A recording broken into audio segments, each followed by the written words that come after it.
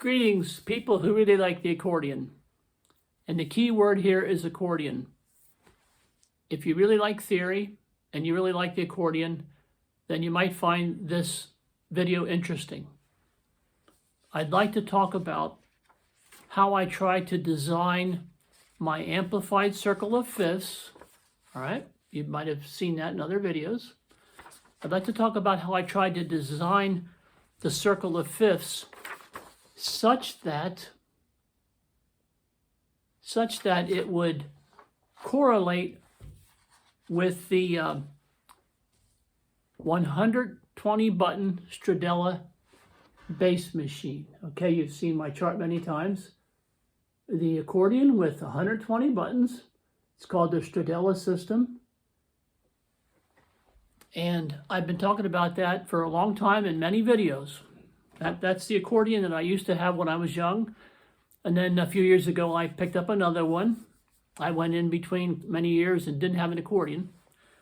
So I'd like to talk about when I was designing the amplified circle of fifths, how I tried to get it to work with the accordion.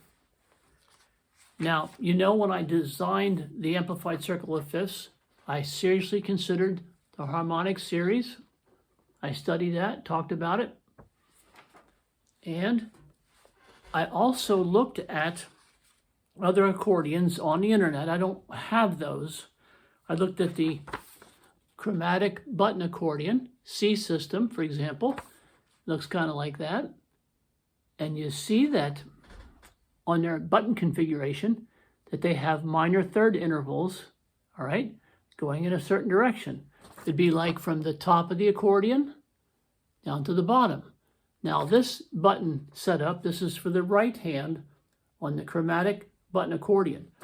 But still you still see your minor third intervals play an integral part in that setup. Now on the chromatic button accordion, the B system, which you generally find in Europe, all right, you also see a series of minor third intervals going in a certain direction. There's a flow. Okay, that's from the top of your accordion down to the bottom. And this also is the right hand for that accordion, not the left hand.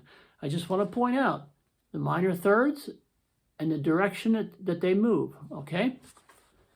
Then I looked at the 140 button accordion, which I don't have, but I just saw pictures of it.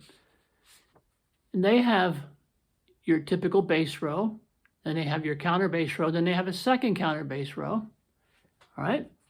And your interval from your, let's say your tonal center is C, okay? To your first counter bass is a major third, but your interval up to your second counter bass button is a major third. So, excuse me, minor third. So here's a major third to your first counter bass button, and here's a minor third interval up to your second counter bass button. And that kind of moves in a direction. This would be the top of the accordion. You would see it like this, and this would be for the left hand. And you also see a just a slightly downward direction, just slight. Then I even looked at diagrams for the 120 button free bass accordion where all the buttons are bass tones. There's no chord buttons on here. And again, I noticed a pattern of minor third intervals. I noticed that those intervals move in a certain direction. And here's 3 diminished 7 chords that are created because they're contiguous, they're right beside each other. So I looked at that and I saw that minor third flow of intervals. Now, on this particular type of accordion, with your counter bass rows, they're like the 120 button Stradella. The top 2 rows feature the major third interval and they go this way. And the bottom rows, they feature the minor third intervals. So what I'm trying to tell you is I kept all these things in mind before I finalized the amplified circle of fifths. And what did I discover? Okay, I discovered, as I've shown you before, that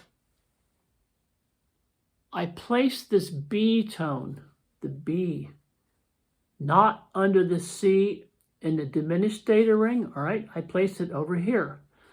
Because if you place it anywhere else, it will not work. The chart will be crappy, it won't work. I've tried it many, many times, and I ultimately have to tell you repeatedly that the B has to go here. This is really one of the most important things that I can point out for the amplified circle of fifths. So once we've determined that this is a B here, and this is a diminished data ring, then we're good to go. We can set up your circle. We can just randomly pick a tonal center, let's say C. You can see here we have the minor third interval. If you move over and you slide over and you slide down or in, you get your minor third flow goes this way, and you can move down, slide in again, and then you get your diminished 7 chord, and the flow of thirds goes this way. So you see a direction. Just like we saw with the accordions, there's a sense of direction. So I incorporated that into my amplified circle of fifths, that sense of direction, okay? That's very important. And I chose to use the minor third interval over the major third interval, even though on the Stradella bass setup, even though your bass to your counter bass button, okay, is a major third interval. I decided to go with the minor third because I discovered that everything else later on, with all those videos I made, with all those different features, it works out with the minor third. It doesn't work with the major third. It just doesn't get very far. Okay, and then also I discovered that when you're looking at my amplified circle of fifths, you'll discover that essentially, basically, there really are only 3 diminished 7 chords here. Now you'll see here's your C, all right, C, C sharp, and your D diminished 7 chord. And there are other diminished 7 chords, but they are nothing more than inversions. The other ones are simply inversions of the basic 3, okay? So that's something to keep in mind for later on when I talk about the